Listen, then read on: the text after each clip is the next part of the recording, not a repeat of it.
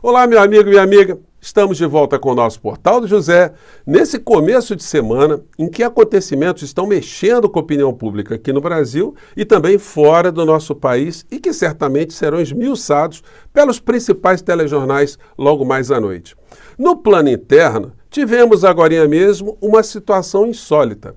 A decretação de prisão de Gustavo Lima, um artista multimilionário, bolsonarista, que parece que tem o dedo podre, né, para o mundo da política e para o mundo dos negócios também, porque a coisa envolve a sua conexão com uma orcrim de lavagem de dinheiro e também apostas pelo mundo das bets.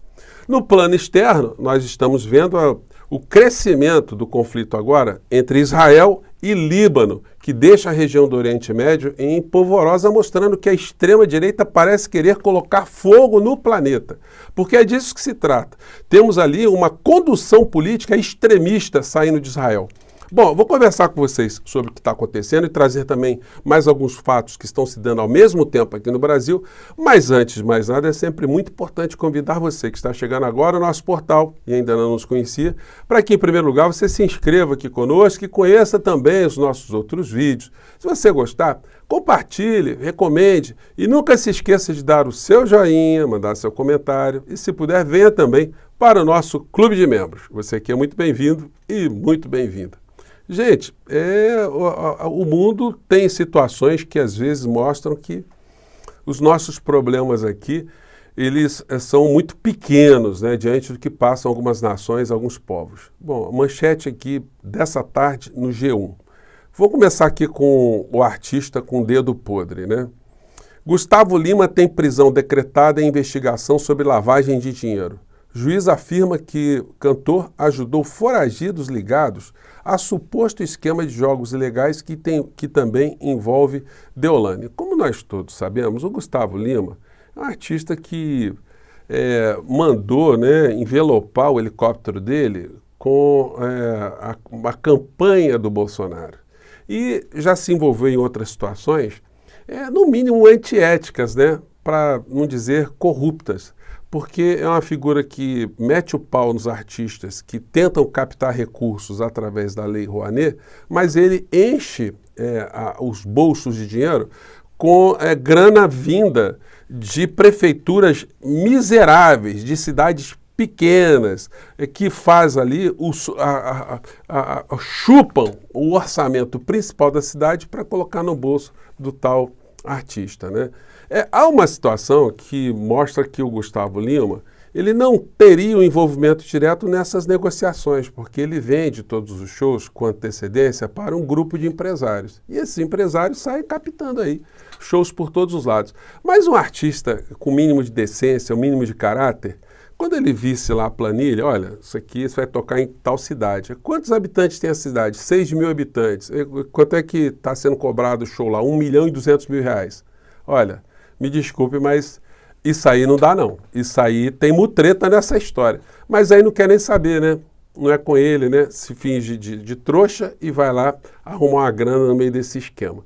E agora, com esse dedo podre que ele tem para a política, parece ter um dedo pior ainda para o mundo empresarial. Muito artista é desantenado de algumas questões empresariais, mas muitos fazem vista grossa também, né? Então o senhor Gustavo Lima aí vai ter um tempo para se explicar, certamente vai ter uma despesa grande aí com advogados, né? Mas enfim, esperamos aí que sejam apenas deduções que nós fazemos naturalmente, mas que não corresponda com a alma dessa criatura, que no fundo, ele seja uma pessoa absolutamente íntegra e honesta. Só o tempo e as apurações dirão, né?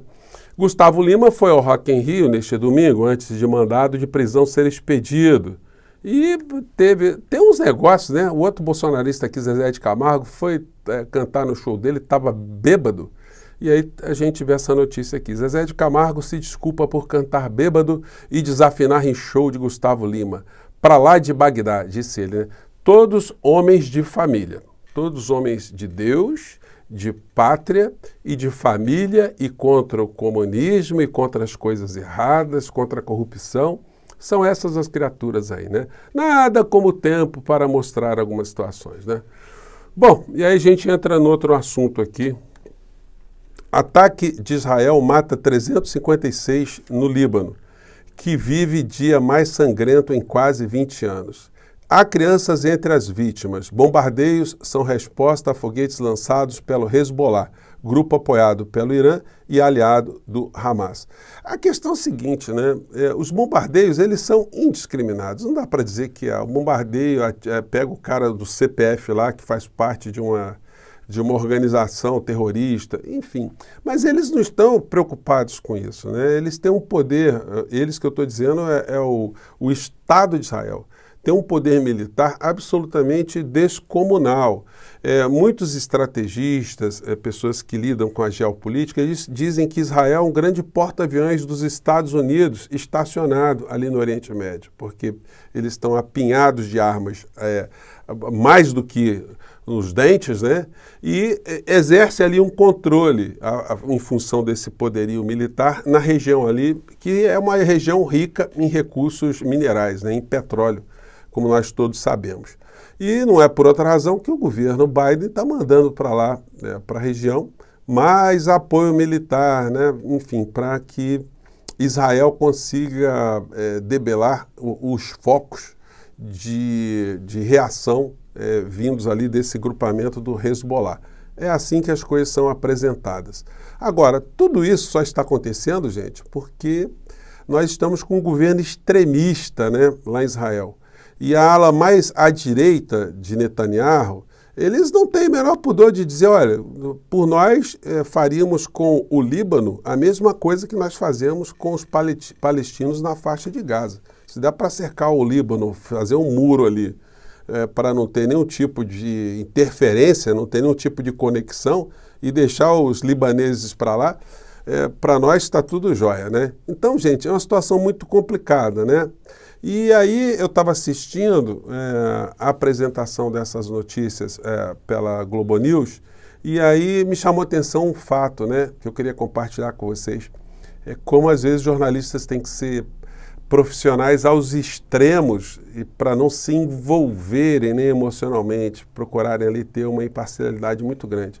Porque as notícias de que o Líbano estava e ainda está sendo bombardeado com muitas vítimas civis que não tem nada a ver com nenhum tipo de luta política, a notícia estava sendo dada por Júlia do Alip e Guga Chakra, que estava ali interagindo com ela.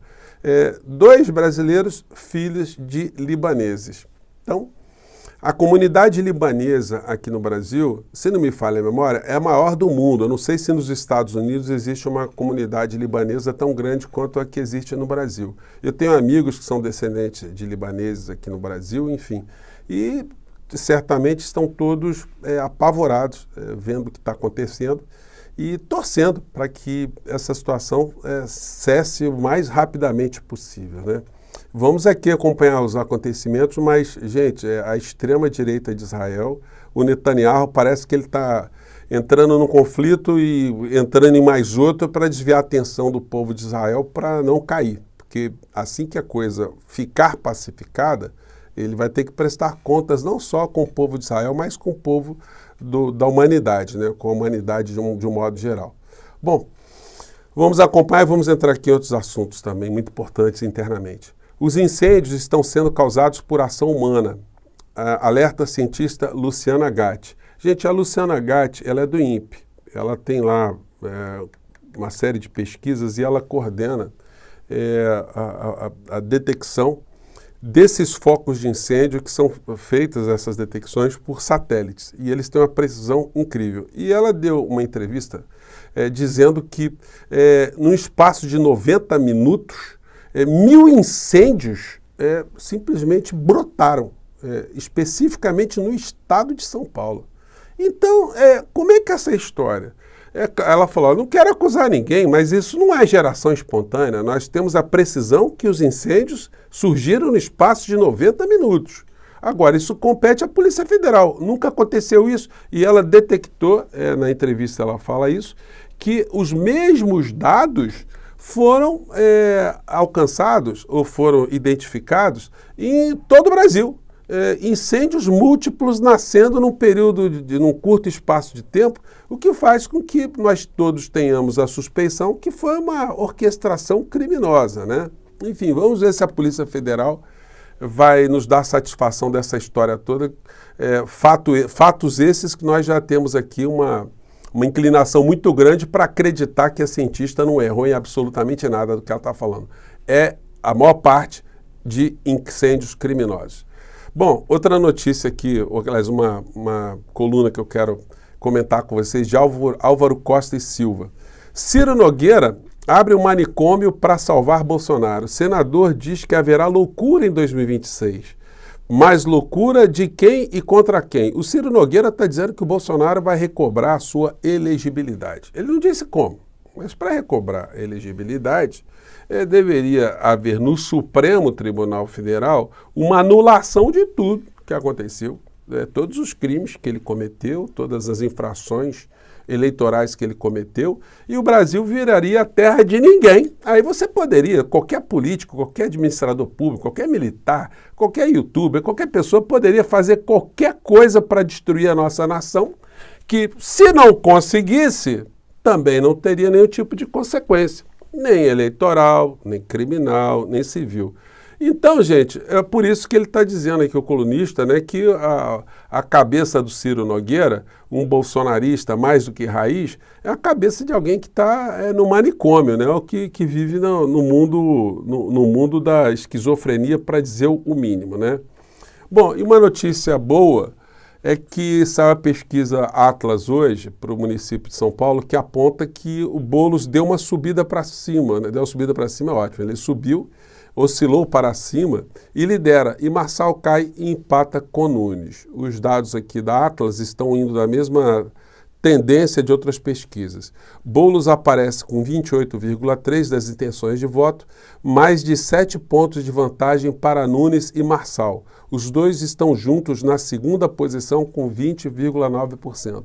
A margem de erro é de 2 pontos percentuais para mais ou para menos. São notícias aí, né, de vários aspectos, de várias vertentes, que certamente serão reverberadas hoje. Eu estou antecipando aqui para vocês, já com esses comentários adicionais sobre essas peculiaridades, né, todas que nós estamos vendo hoje. Eu fico por aqui, gente. Um grande abraço e amanhã a gente se vê de novo. Tchau!